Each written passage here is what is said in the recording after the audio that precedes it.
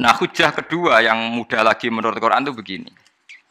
Sekarang misalnya ya, yuridu wa bikumul yusra, Allah itu menghendaki mudah. Itu kalau kita maknani, itu gampang. Misalnya begini, ya ini yang ada ya, nyata dalam sejarah.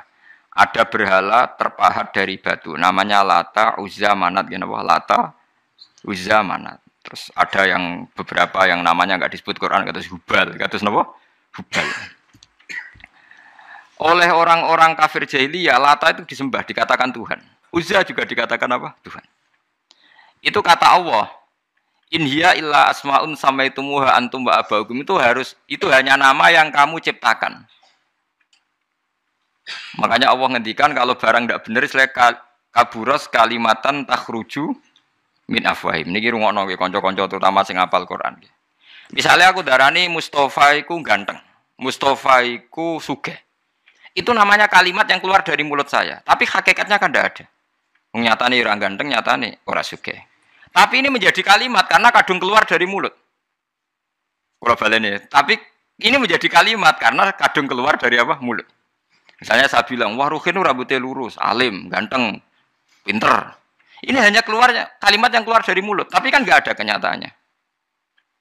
Nah, ketika orang kafir bilang berhala itu Tuhan, itu kalimat yang keluar dari mulut. Nah, kalau hakikatnya ya batu, bukan Tuhan. Hakikatnya itu batu.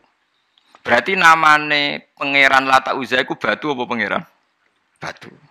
Nah, makanya kalau Allah mengkritik orang kafir, misalnya Allah dikatakan punya anak, Yesus itu Tuhan. Ngendikane Allah napa kaburas kalimatan takhruju min afwahim. Sungguh kalimat itu satu kalimat yang salah, tapi yang kadung keluar dari mulut mereka. Jadi nomor dua, ada kalimat yang memang benar. Seperti saya mengatakan 1 ditambah 1 2, 2 tambah 2 4. Nah itu baru hak karena nyata. Dikatakan apa enggak dikatakan ya tetap 2 ditambah 2 4. Sama dengan la ilaha illallah. Jadi la ilaha illallah itu sudah wujud sebelum dunia ngakui la ilaha illallah itu sudah ada apa belum? Kalau bedai. Sebelum ada orang Islam di seluruh dunia, Allah satu itu sudah wujud belum? Sudah. Kenyataan ini sudah ada belum? Sudah. Lah berhubung sudah kadung ada, kita hanya menyaksikan. Asyhadu, saya bersaksi. A'lamu, saya tahu. Karena sudah ada, makanya disebut fa'lam annahu la ilaha illallah. Wong sudah ada, kita tinggal tahu, tinggal bersaksi. Nah, kalau yang tidak ada itu mbok dikatakan pun tetap tidak ada, itu hanya jadi kalimat yang keluar dari mulut, barangnya tidak ada. Itu disebut apa? Kaburas kalimatan takhruju min afwahim. Iyaquluna illa kadziba. Jadi kalimatnya itu ada, tapi fakta yang ditunjuk kalimat itu tidak ada. Faham ya lah. Mulanya ciri utama agama itu kul ja'al haqqu wa zahaqal batil. Barang hak itu pasti ada, yaitu Allah. Barang batil ya pasti tidak ada. Pangeran telu itu tidak ada. Watu jadi pangeran itu ora ono. Santet ngasari dadekno aku mati ku ora ono. Mulane kula nek santet wong ora tau ndonga tolak santet. Wong cara kula santet mboten enten. Nah, percaya jajal kok sing mati ra kowe, paham gitu. Dini gitu. Memang enggak ada. Lho soal misalnya, tapi wonten Gus yang mati ana dome ning wetenge ngene. Ya sing ana dom. Iku jenenge ora santet itu biasa wedok. Lah nek mati kena santet itu biasa kepelitis truk ya mati. Kena virus. Cara kula dipanteni santet itu malah lambat, kadang 3 dina lagi mati. Cas pleng truk. Cas pleng meneh pesawat. Jadi ini ku yang paling angel nih gue bab tauhid. Sebenarnya tauhid itu gampang, buatan jelimet. Makanya Allah melatih kita yuridu wa bikumul yusra. Andekan manusia seluruh dunia dipoling untuk melihat Lata dan Uzza, itu apa?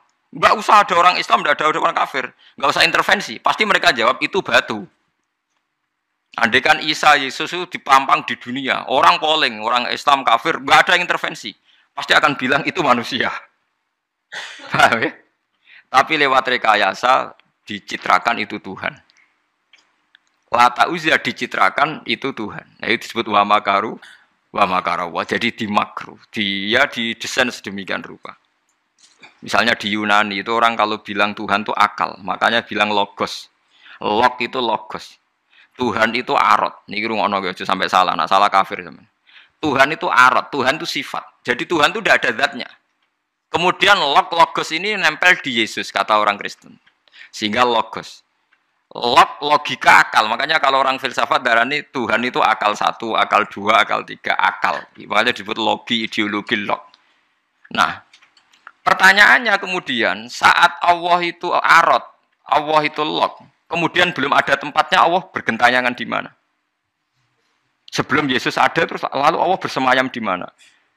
Terus ada orang Majusi bersemayam di api. Nanti yang orang kafir jahiliyah bersemayam di arca-arca itu. Yang orang kuno Majusi di mana, di gunung apa? Mungkin orang Sugian di gunung Kawi macam-macam itu terus. Wah, itu kan terus jadi repot. Repotnya adalah kalau sifat itu harus nempel di zat. Dan zatnya mana nggak jelas. Itu satu. Nomor dua, sifat itu sama mausuf itu mesti dulu mausufnya.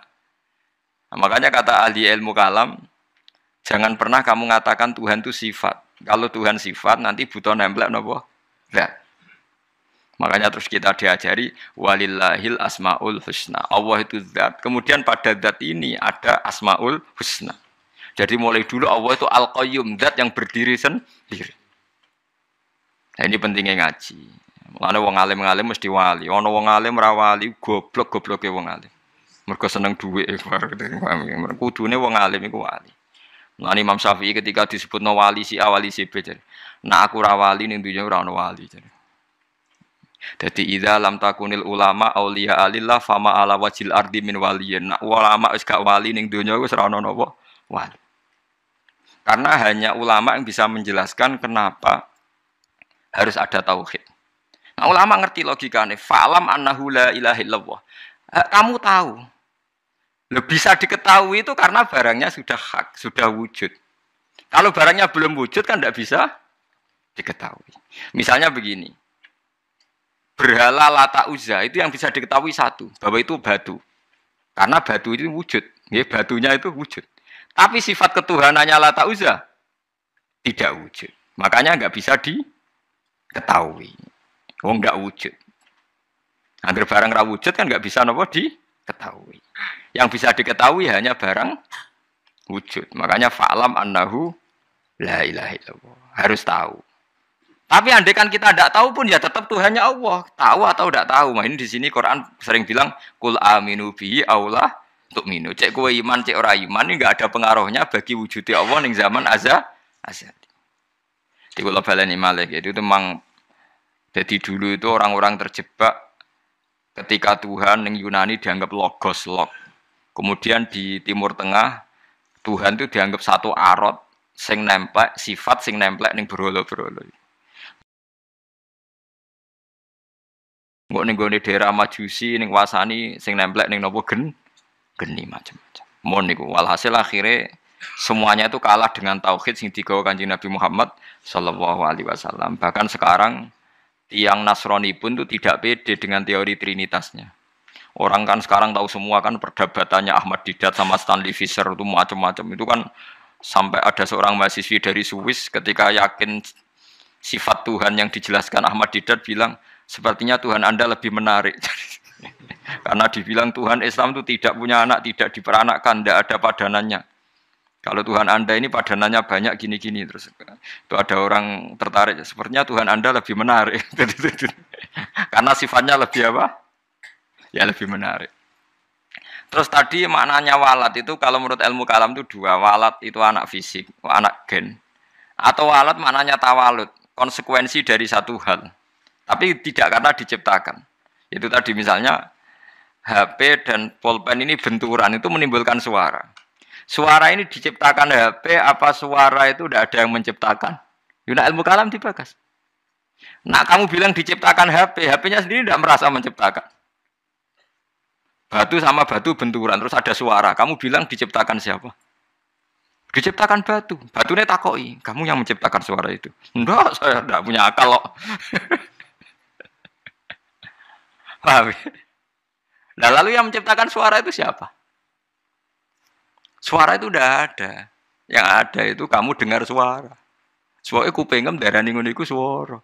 Tapi nak cara akal darani sing ngono apa ya watu. Watune apa benturan. Iki cara ilmu kalam. Lah suarane piye krupingku suara. Ya sudah begitu aja dah. Jangan sampai kamu menganggap kejadian alam ini kebetulan. Itu kue yang melukai tauhid. Semua alam raya ini diciptakan secara sengaja dengan irodah oleh Allah Subhanahu wa taala. Jadi lam yatawallat min wujudihi syai'un. Jangan sampai kamu berkeyakinan setelah Allah wujud otomatis makhluknya wujud. Berarti wujudnya makhluk tanpa kehendak Allah. Itu keliru. Itu ya termasuk tawalud. Kalau kamu meyakini begitu berarti terjadi keyakinan apa? Tawalud. Setelah ada Allah otomatis makhluknya ada. Itu ya dosa besar. Kafir. Nah, cuma dosa besar tapi apa? Kafir.